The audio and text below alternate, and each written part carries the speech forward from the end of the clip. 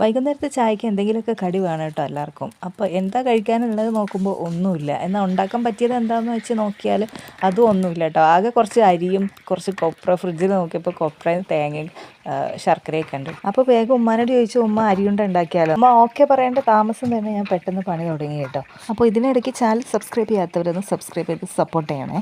അരിയുണ്ട ഉണ്ടാക്കാൻ പിന്നെ സിമ്പിളല്ലേ.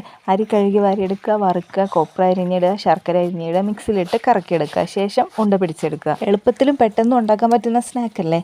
കൂടെ ചായക്ക് വെള്ളം തിളപ്പിക്കുന്ന സമയം കൊണ്ട് നമുക്ക് ഈ അരിയുണ്ട ഉണ്ടാക്കിയെടുക്കാമല്ലോ. കുഞ്ഞിൽ സ്കൂൾ പഠിക്കുന്ന സമയത്ത് ഉമ്മത് അരി വറുത്ത് ശർക്കരയൊക്കെ ഇട്ട് പൊടിച്ച് തരും. അപ്പോൾ അതിൽ ചായ ഒഴിച്ച് സ്പൂൺ കൊണ്ട് കോരി തിന്നായിരുന്നു കേട്ടോ. ആ ഓർമ്മയൊക്കെ ആയിട്ട് ഇന്ന് ചായയും അരിയുണ്ടയൊക്കെ കൂട്ടി ചായ കുടിയാണ് കേട്ടോ.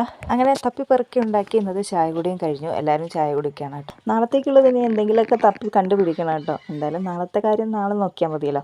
മഴ ആയതുകൊണ്ടാണെന്ന് തോന്നുന്നു ഭയങ്കര വിശപ്പാണിപ്പോൾ. അങ്ങനെ പഴയകാല ഓർമ്മകളൊക്കെ ആയിട്ട് ഓരോ അരിയുണ്ടയും ഞാൻ അകത്താക്കി കേട്ടോ.